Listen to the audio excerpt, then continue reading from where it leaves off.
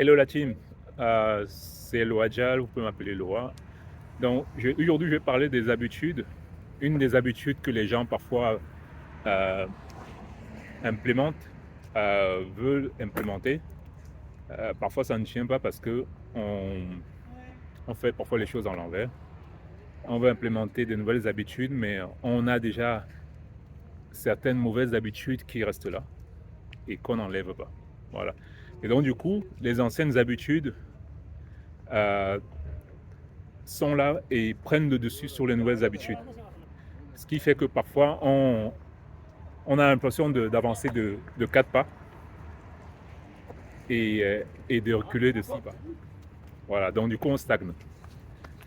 Et une des techniques, c'est même pas, je pense même pas que ce soit une technique, c'est juste une question de gestion du temps et enfin une sorte d'auto-discipline, quoi. En commençant par savoir où est-ce qu'on est. Enfin, déjà détecter quelles sont les mauvaises habitudes qu'on a en nous. Voilà. Et ça, c'est très important parce que les mauvaises habitudes, parfois, on ne se rend pas compte qu'on les a. On ne se rend pas compte quelles mauvaises habitudes. On sait qu'on a les mauvaises habitudes, mais on ne se rend pas compte quelles mauvaises habitudes on a. Et c'est important de les détecter, de savoir quelles mauvaises habitudes on a en nous, commencer à travailler dessus pour pouvoir implémenter des bonnes habitudes aussi. Voilà. Et en commençant à détecter ces mauvaises habitudes-là, on peut déjà faire du nettoyage, voilà, faire du nettoyage avant de commencer à implémenter de nouvelles habitudes. Je prends un exemple. Les mauvaises habitudes, ça peut être fumer tous les matins une cigarette à une certaine heure. Voilà. Il y a des gens, parfois, ils se lèvent le matin, leur première chose, c'est cigarette, café. Voilà. Il y a beaucoup de gens qui font ça. Voilà. Ou d'autres personnes, ils se lèvent le matin, ils n'ont même pas encore lavé le visage, c'est café immédiatement. Voilà. Et ou d'autres personnes, c'est regarder la télévision jusqu'à X heures. Et après, avec les yeux éclatés, ils se lèvent à peine à l'heure pour juste aller au travail, quoi, en fait. Voilà. Ça, ce sont des mauvaises habitudes. Non seulement ce sont des mauvaises habitudes, je prends l'exemple de la télévision, ça nous apporte pas grand-chose, à part peut-être de regarder des émissions intéressantes. Et regarder trop la télévision, ça nous rend même, ça nous perd beaucoup de temps. Voilà. Je n'encourage pas du tout à regarder la télévision. Moi, je regarde plus la télévision depuis des années, quoi. Voilà. Et quand je réfléchis, quand je pense au temps que j'ai passé à regarder la télé à l'époque, je me dis, mais qu'est-ce que j'ai perdu du temps, en fait? Qu'est-ce que j'ai perdu du temps? Putain, le temps que j'aurais pu, euh, le temps que j'aurais pris à regarder, que j'ai pris à regarder la télé, j'aurais pu faire plein d'autres activités. J'aurais pu peut-être même écrire des livres. J'aurais pu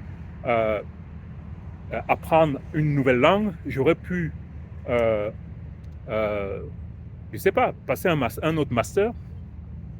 Donc, la télé, c'est un des exemples qu'il ne faut pas suivre. C'est un exemple, c'est quelque chose vraiment à éliminer de ces habitudes. Je sais que c'est difficile pour certaines personnes, mais il faut passer par là. Si on veut gagner du temps, parce que les gens parfois disent qu'ils n'ont pas assez de temps dans leur vie. Oui, il y a des gens qui disent, non, mais je n'ai pas assez de temps dans ma vie. Tu es sûr que tu n'as pas assez de temps? Tu es sûr? Appelle-moi, on va discuter, on va trouver du temps. Le temps, tu peux le trouver. C'est seulement que en gros, tu prends ton temps. On a tous 24 heures dans la journée, hein, mais la plupart des gens prennent leur temps et le mettent dans des choses futiles, dans beaucoup de distractions. 95-97% des gens utilisent une bonne partie de leur temps pour la distraction, en fait. En plus, on a aujourd'hui les réseaux sociaux, Facebook, Instagram. C'est bien si tu le fais pour gagner ta vie ou bien pour faire ta publicité, augmenter influencer, etc. Ça va t'apporter des choses. Mais si tu le fais juste pour naviguer, liker les vidéos des autres, c'est à peu près comme si tu regardais la télé. Ça t'apporte pas grand-chose. Tu y perds beaucoup de temps. Et en plus, on a plein de réseaux sociaux aujourd'hui. On a YouTube, enfin, on a Facebook, Instagram, Euh, on a plein d'autres réseaux sociaux. On a LinkedIn, bon, c'est un réseau social professionnel. Mais on a plein de réseaux sociaux aujourd'hui que si tu veux passer du temps sur Internet, bah, et que tu n'as pas vraiment réfléchi à ce que tu veux faire sur Internet, tu vas bondir d'une table, enfin d'une page à une autre, et tu vas te retrouver 3 heures plus tard sur Internet à ne avoir rien fait du tout. Parce qu'il y aura toujours quelque chose qui va t'attirer. Parce que c'est comme si on a le syndrome de l'objet brillant, qu'on est attiré par quelque chose qui est brillant, et dès qu'on le voit, on clique dessus. Dès qu'on le voit, on clique dessus. Et en plus, les algorithmes sont faits de telle façon que plus tu cliques sur des choses qui sont futiles, mais plus il va t'envoyer ces choses-là. C'est comme ça que ça se passe. Donc, je t'encourage vraiment à utiliser ton temps intelligemment. Parce que là, oui, il faut l'utiliser intelligemment, parce que si tu ne l'utilises pas intelligemment, ben c'est le temps va passer, en fait, tout simplement. Tu vas perdre beaucoup de temps et tu vas te mettre à te plaindre plus tard que tu n'as pas eu de chance dans ta vie. Voilà, ça c'est ce qui vient lorsque les gens se sont laissés balloter par les vagues de la vie. Et après, ils viennent se plaindre en disant que je n'ai pas vraiment eu de chance dans ma vie. Hein. Et j'aurais dû faire ceci, mais j'avais pas de temps, parce que j'avais les enfants, parce que j'avais ceci. On a tous 24 heures. On a tous 24 heures. D'accord? Donc, pourquoi d'autres s'en sortent avec les mêmes 24 heures et toi, tu t'en sors pas? Non, dis-moi. D'autres personnes s'en sortent avec les mêmes 24 heures. On a tous 24 heures. Dans une journée, quoi. On a tous 24 heures. Donc, le problème, c'est pas le temps. Le problème, c'est pas les enfants. Le problème, c'est pas ton boulot. Le problème, c'est pas que tu n'as pas l'argent ou bien que tu vis dans tel ou tel endroit. Le problème, c'est toi. Le problème, c'est ce que tu fais avec le temps. Avec tes habitudes que tu as mis en place, ton système que tu as mis en place depuis tout petit ou bien en copiant les autres. Et donc tu ne te poses pas la question que c'est toi, en fait, en gros, le problème. Mais tu mets la faute sur les autres. Donc, c'est facile de mettre la faute sur les autres.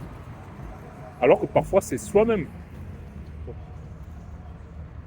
Donc, c'est là où j'attire l'attention, c'est regardez vous-même ce que vous faites. Et travaillez sur vous-même pour changer vos habitudes, changer votre mindset, commencer à implémenter de nouvelles habitudes et arrêtez de vous plaindre. Les plaintes ne vont rien changer. C'est comme si c'était un enfant qui pleure. Au lieu de se plaindre, voir ce qui ne marche pas et se dire que je prends 100% en responsabilité de ma vie pour faire en sorte que ça marche à partir d'aujourd'hui. Voilà. Je réaborderai ce sujet-là parce qu'il est très long, mais je voulais juste vous lancer une alerte là-dessus parce que c'est un sujet que néglige beaucoup de gens et la plupart des gens mettent la faute sur les autres.